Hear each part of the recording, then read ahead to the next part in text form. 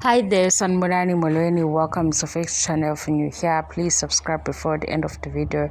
If returning, thank you for love and support. I appreciate you. Maskandi news, Maskandi updates. We guys, imhlola le. Yazi imhlola. Isimanga. Ingoma le evotelwa ukuthi izohlukanisa unyaka. Ihleli amasonto amabili ku #1 trending ku YouTube. Ngicela ukunitshela futhi ukuthi kade vele kuphuma omunye umaskandi artist. Why ngithi omunye? Niyabo le ngoma etrendayo ehleli #1 nge-music video eyamthandeni SK kanye noMahu, it's Igucci le ngoma ke ile votelwa ku Khosi FM. Le ngoma ile ukuthi ngicela ukuthi niyivotele iwini ukuze mina nani singaxabani. Also ke angixabene nobhuti lomncane umjolisi, nengoma yakhe imnandi, kodwa lena Igucci yizwe isabalele yonke indawo.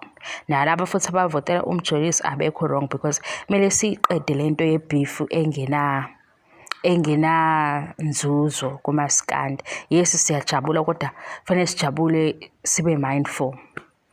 Manje ngizelana ukuzobabaza ukuthi ingoma le ihleli ku #1 for 2 weeks, kanti yena le artist yamaskandi kade sigada umzila la. Ayibo kusiyami wegazi uthi kuyaphithizela ngisekhaya uDisemba, angikwazi ukusheshisa manje sengabuya emzileni. So uyabo isiphithiphithi sangoDisemba izinto azisenze ngokufana. Ngibuyele-ke kwi-content yami engiyenzayo la ku-YouTube yama-TV shows. We guys, umzila usuke ku #1 waya ku #2 waya ku #3 waya ku #4 waya ku #5. Manje usudlulile ngithi 2 weeks kade #1 usahleli ku #5 ukwi-top 5. Ake sisike nje kumaskandi. Ngangade ngibabaza ukuthi ingoma eno-400,000 views ibekwa yini ku #1. Ngase ngiphuthuma-ke ngiyakubelungu baku-YouTube ngathi ake ngizwe kubo, bathi hayi kwenziwe kahle kakhulu. Ngase ngibuka ukuthi hawu mayeseke sihleli #1 kwaphela 2 weeks kwenzakalani, bayibeka ku #2. Abelungu guys, kuyithi abelungu bayibeka ku #2, basusa ku #2, bayibeka ku #3.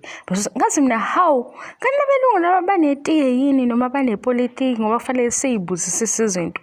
Ngibukani, ngibuka ukuthi khona ingoma we guys eyithole mhlambe ezimbili eyithole over 1 million ngey'nsuku ey'ntathu.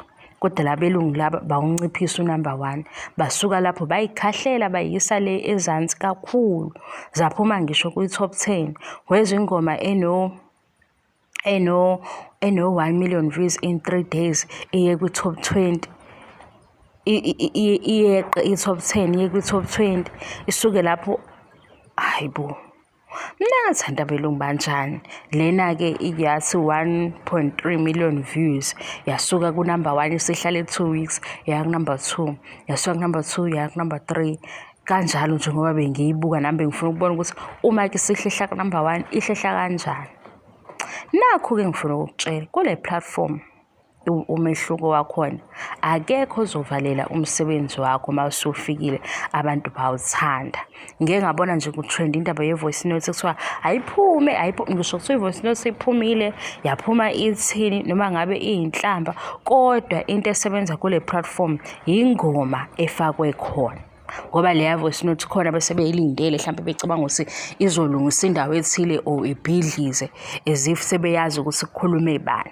Iqiniso lithini ku-YouTube ma u-upload music abantu bazofike besupporte ingoma, and abantu abasupporta ingoma kuphendule abaka-YouTube ukuthi ingoma yakho yenze kanjani mase beyakukhokhela. Njengoba nje kugatsheni le paragraph i-paragraph ake yayibhala ende uthe nje u-YouTube ukhokhela mina, akumina okhokhela u-YouTube, iyohlezi njalo. Ukuthi ke mhlawumbe makuba khona imikhoshosho khona mina ngazi ukuthi sisuke simayelana nani.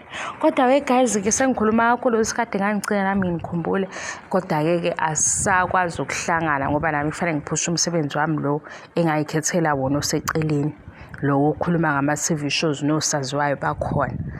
Mina into engicela ngingenzele yona, votelani ingoma ukuze ngomhla 31 niyazi into niyazi into engizoyenza ngoba ngine-plan yokuthi le ngoma mayihlukanisa unyaka ngizokwenze njani.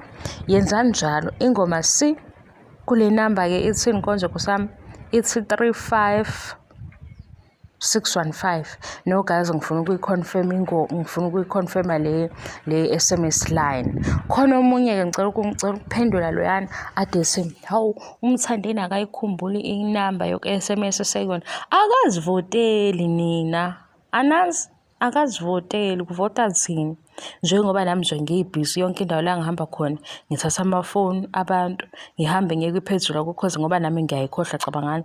Ngithatha amafoni abantu la ngifike khona nje ngibona ukuthi hayibo i-airtime nayo ngeke ungaganga le airtime SMS.